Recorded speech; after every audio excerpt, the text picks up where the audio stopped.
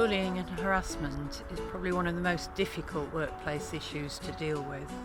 It's costly in a number of areas. It can be costly in financial terms and in human terms.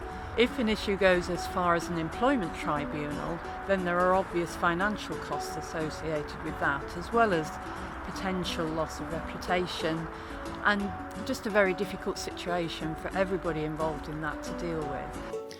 Thank you very much for coming in. I mean, a grievance has landed on my desk at the beginning of this week. From our accounts team, a part-time member of staff has actually made quite a serious accusation towards her manager, suggesting that he's bullied her into working outside of her contracted hours.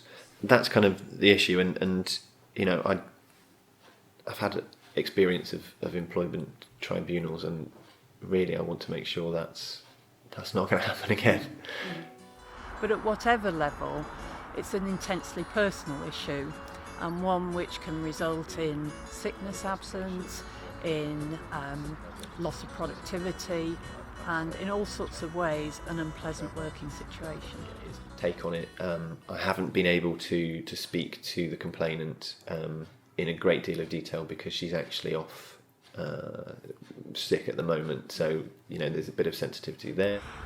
I think one of the key reasons it's so difficult is, particularly for many managers, the pressure is upon them to get more from staff and improve on targets year on year.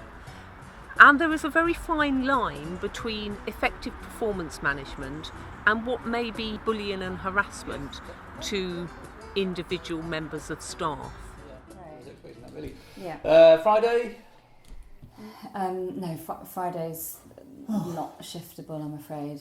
That's, the day when it's the only day I have with my son as long. Well, yeah. I've got part of accounts that are not shiftable for me, No, I do understand that you're under a lot of pressure. I just there's nothing I can do about Friday. That is. Well. What about Jane? I'm feeling a little bit like it's all coming onto the new system. I could teach her the new system quite quickly. Well, just think how long it took you to learn the new system. Yeah. Can I just be honest with you? I feel like you're putting a lot of pressure on me personally. But we're all under pressure. I'm under pressure. It's the situation. It's not me.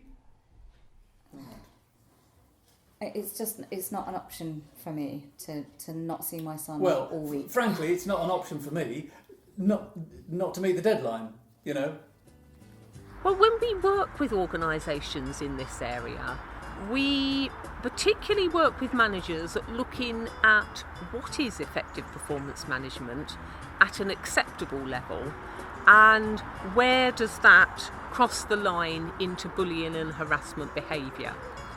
And we work to look at how managers can really develop those skills to deliver what can be quite difficult messages effectively and in a timely way, but so that they are not likely to lead to a complaint of bullying or harassment thereafter.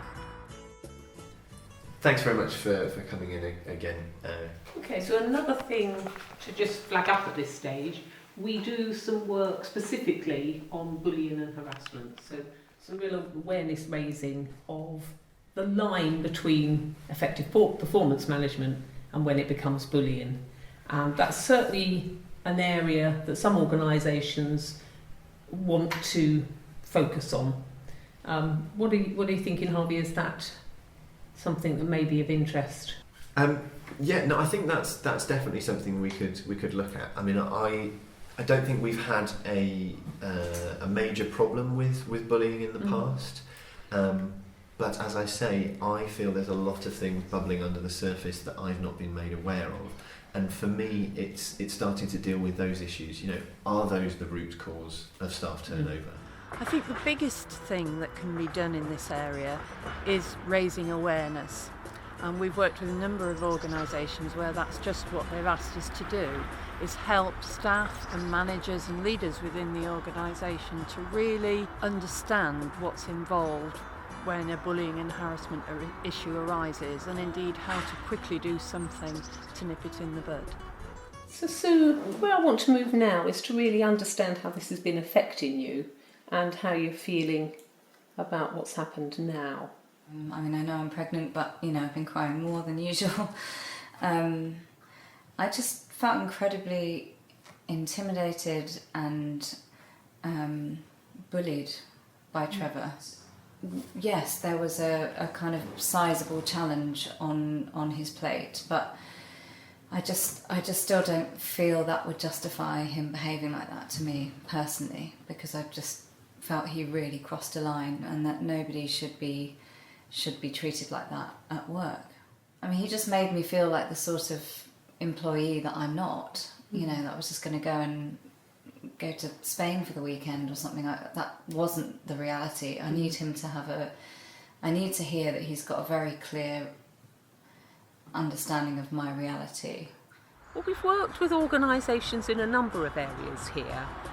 Some organisations set up bullying and harassment advisors, and we've worked with them to train those advisors so that they are a real support and an asset to the organisation.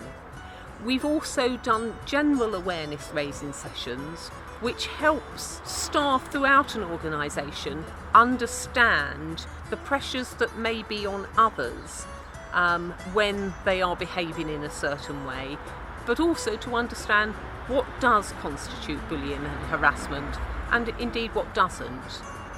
And the third area we work on is specifically with managers to work on those skills they need to deliver effective performance management, to have those challenging and courageous conversations, and to have effective staff appraisals which address the issues they need to address, but in a positive way and in a way which is less likely to lead to a complaint.